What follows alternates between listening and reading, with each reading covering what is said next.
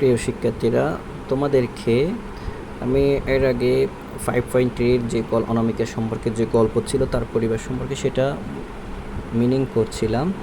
এখন 5.4-এর যে কলামটা আছে, চকটা আছে, এটা পূরণ করে দেখাবো। তো আনসারটা অবশ্যই এখানে নিচে লিখে দিছি। এখন তোমাদের মিনিংটা বুঝাই দিব।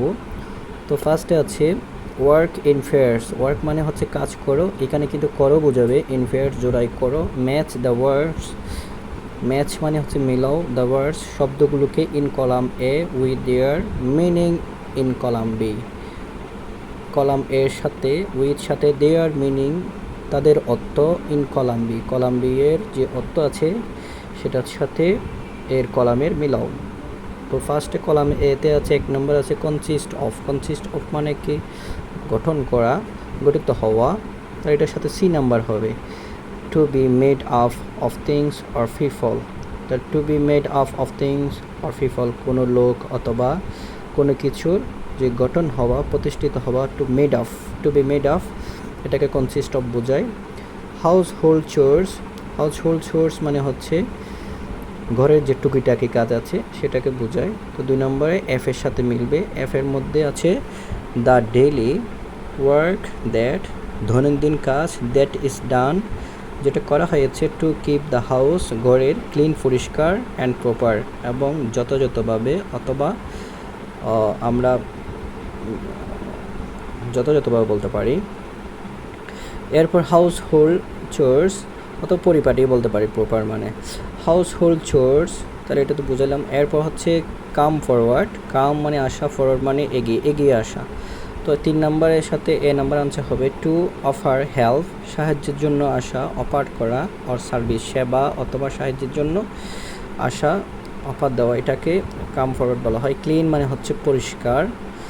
তাহলে 4 নম্বরের সাথে ই নাম্বারের মিলবে to make a place object free from dirt oblique dust.